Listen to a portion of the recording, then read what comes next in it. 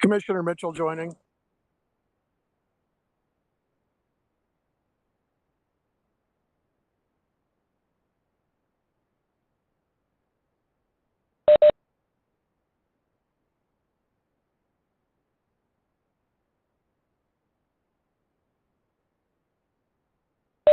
All righty, thanks so much.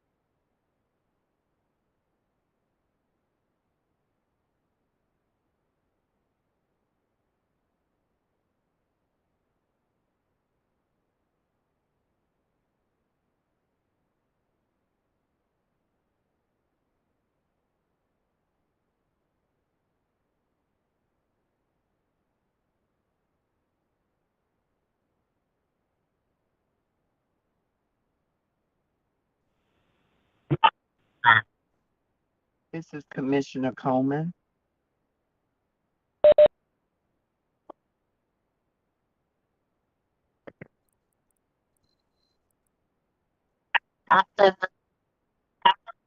New Madam Chair. That's great. I will go on mute.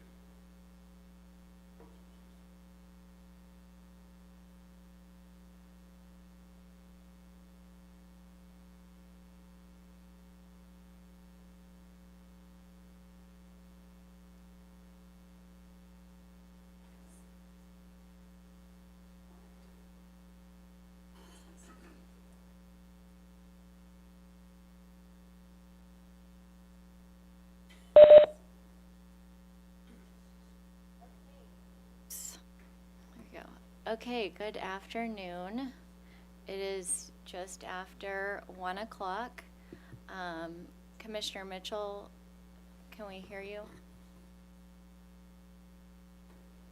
Yep, I can hear you just fine. Okay, great. And Commissioner Coleman's on, so all the commissioners are present. So we will begin the agenda meeting for today, Thursday, July 31st. I would ask those who are participating on the call to please mute your phone unless you need to speak. We do have a couple of personnel items to start. We do have a new team member with us. I'd like to bring forward Mark Johnson to introduce Doug Hennon.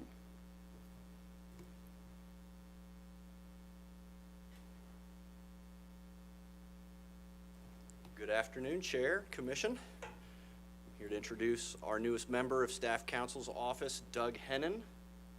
Welcome. Doug started with us, I believe it was on the 21st. Yeah, he brings along with him a wealth of knowledge and experience. Been practicing for about 30 years-ish? 33. Wow.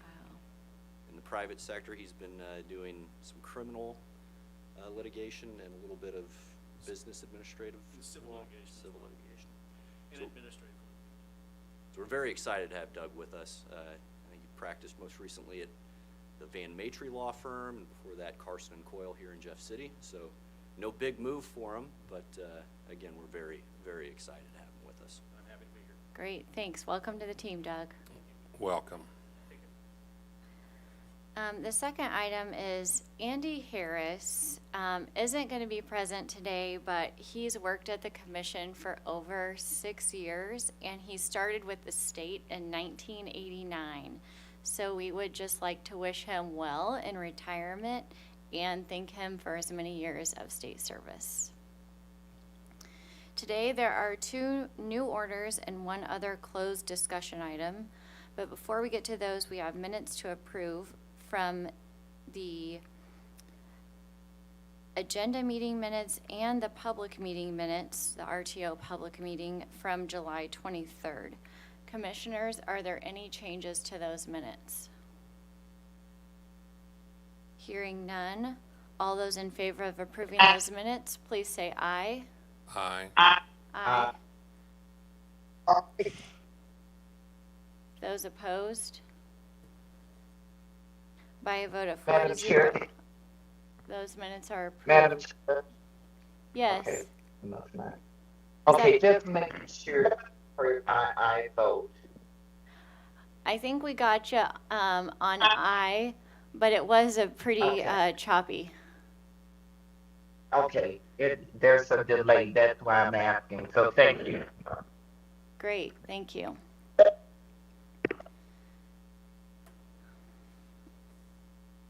On to tariffs and new orders.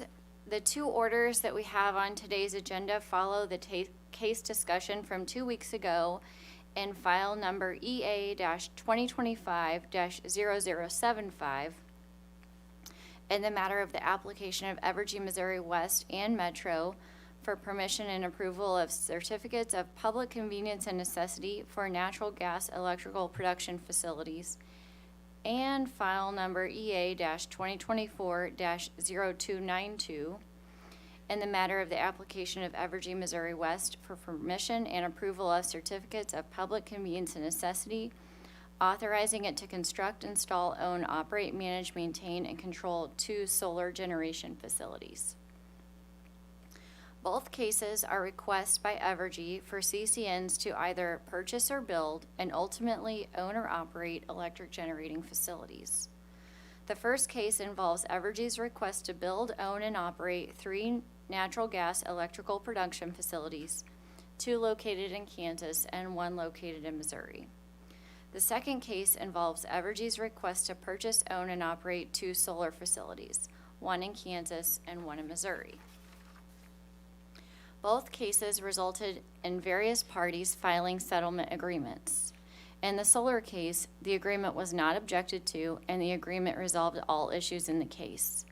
The solar agreement gives Evergy the requested CCNs, subject to several conditions, including conditions regarding notifying the commission about tax credits, reporting of certain information, and requirements to provide certain information in future rate cases. A settlement agreement between Evergy staff and MECG was filed in the gas case and was objected to by the Sierra Club and Renew. The commission then held a hearing.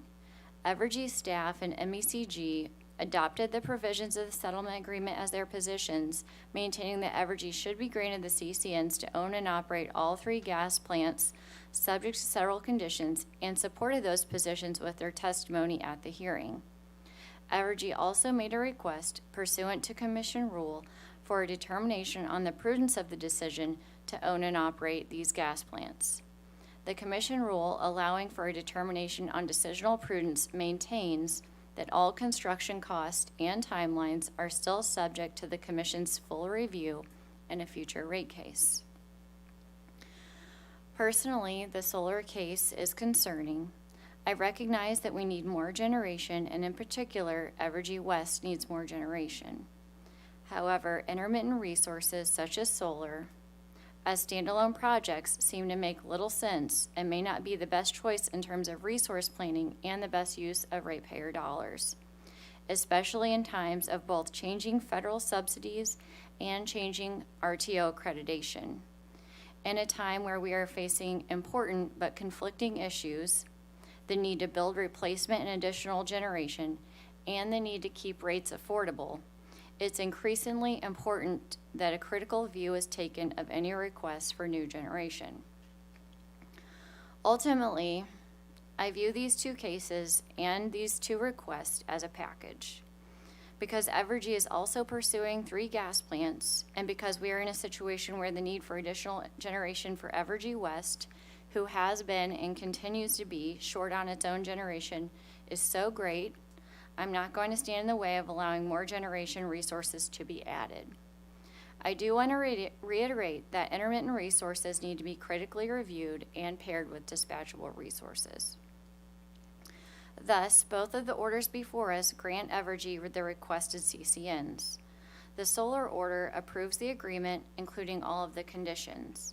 The gas order grants Evergy the CCNs, subject to all of the conditions recommended by Evergy staff and MECG, and also grants Evergy's request for a determination on the decision to own and operate the gas plants, with the commission reviewing all costs in future rate cases. However, before we take a vote on both orders, I do want to open this up to colleagues. I believe at the agenda session before, where we held case discussions, the commission had questions regarding some of the settlement agreements. I want to give an opportunity for those questions to be answered. So with that, I may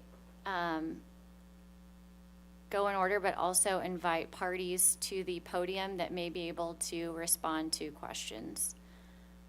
Commissioner Coleman. Thank you, Madam Chair.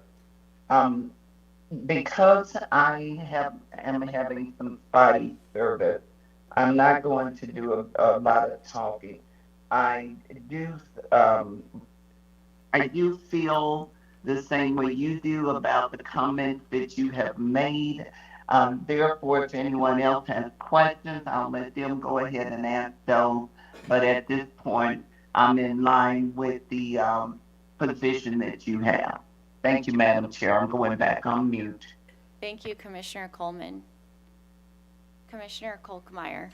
Thank you, Madam Chair. I couldn't agree with your comments more. I don't know what else I could add other than my major concern are the tax credits on this solar. We've seen the current administration here do some things, pull some funding back on some of the green energy projects, and so that really concerns me is will this solar project stand on its own 2 feet without tax credits? That's a major concern of mine. Yes, we need more generation.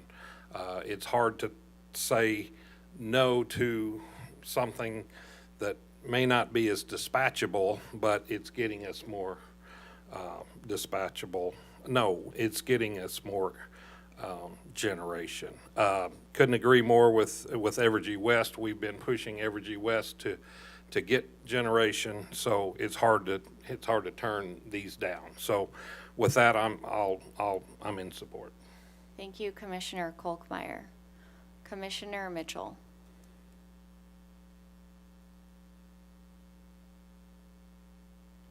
Yes. I really don't have a comment or that particular topic at the meeting, and I support comments wholeheartedly. Thank you, Commissioner Mitchell. I may go ahead anyway and invite Evergy to the podium to talk about the tax credits and the agreement, and if there's change in the funding or the financing, how staff will be alerted as to the changing project costs. Judge, I'd invite Darren Ives to the podium here for Evergy. Thank you, Mr. Fisher. Mr. Ives. Good afternoon, Chair Hahn, Commissioners. So, tax credits,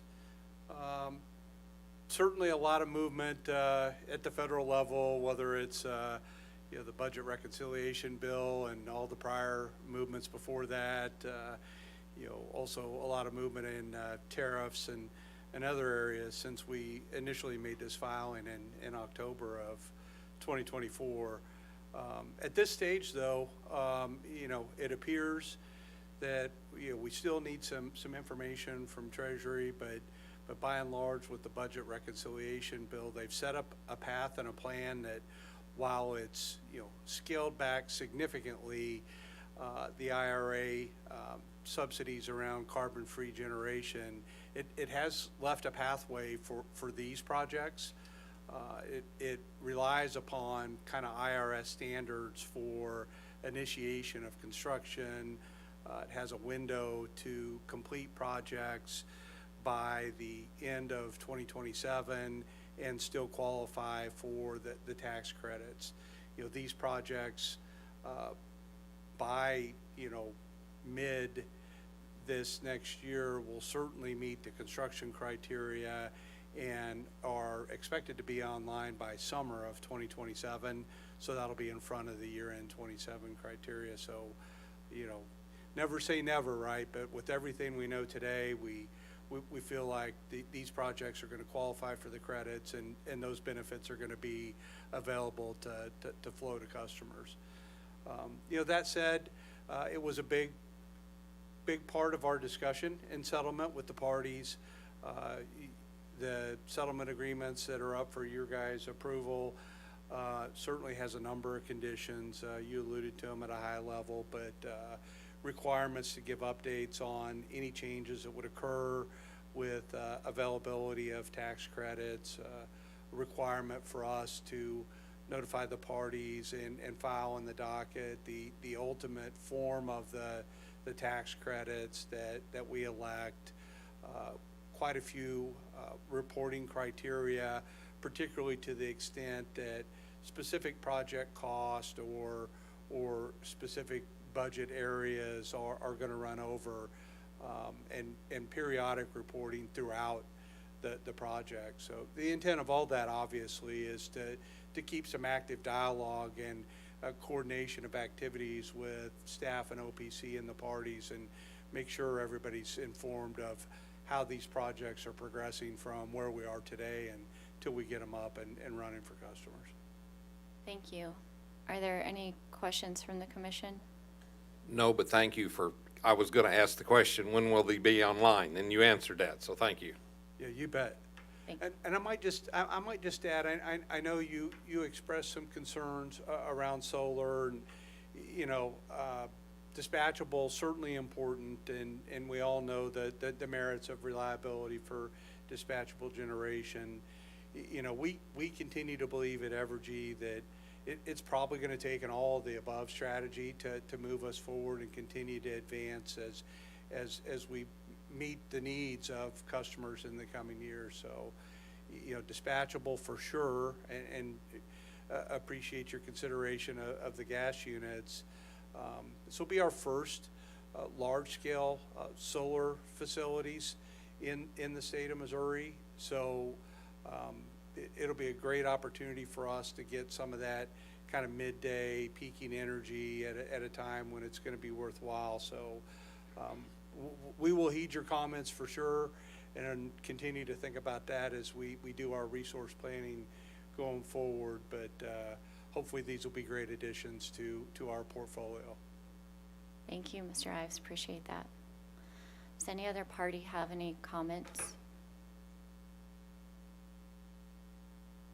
Hearing none.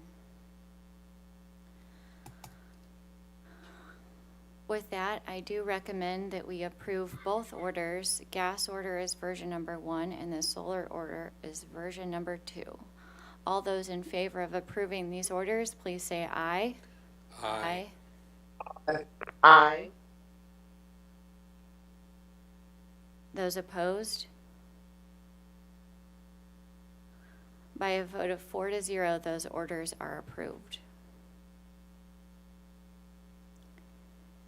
Before we move on to our closed litigation item, I want to take up scheduling so that we can adjourn thereafter. So scheduling, Wednesday, August 6th, we have agenda at 11 a.m. and a USB meeting following agenda. Monday, August 11th through Friday, August 15th, we have an evidentiary hearing scheduled in GR-2025-0107 in the matter of Spire's request for authority to implement a general rate increase for natural gas service here in room 310 at 9 a.m. with Judge Fuel.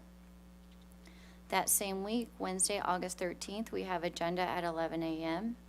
The following week, we have 2 local public hearings in case EA-2025-0222 in the matter of Ameren Transmission Company of Illinois for a certificate of public convenience and necessity to construct, install, own, operate, maintain, and otherwise control and manage a 138 kV transmission line and facilities in Perry County on Monday, August 18th, WebEx only, and then Tuesday, August 26th at the Trinity Lutheran Church Gym in Altenburg, Missouri at 6 p.m. Tuesday, August 19th and Thursday, August 21, we have an evidentiary hearing in case EC-2025-0136, Sherry Meadows versus Greenbelt Express LLC here in this room 310 at 9 a.m. with Judge Clark. Wednesday, August 20th, we have agenda at 11 a.m. Wednesday, August 27th, we have agenda at 11 a.m. And Thursday, August 28th, we have an evidentiary hearing in case WC-2025-0204, Jim Moriarty versus Missouri American Water Company here in room 310 at 9 a.m. with Judge Walker. Commissioners, are there any changes or modifications to the schedule?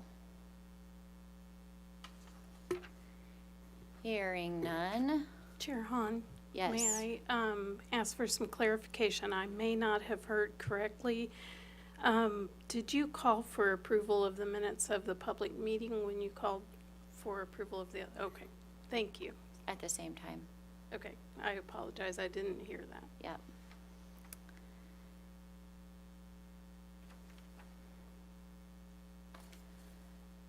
Okay, with that, we do have a closed litigation item to consider. So I would make the motion that we go into closed session pursuant to section 610.0211. Do I have a second? So moved. You want a second? Yes. Commissioner Kolkmeyer seconds. All those in favor, please say aye. Aye. Aye.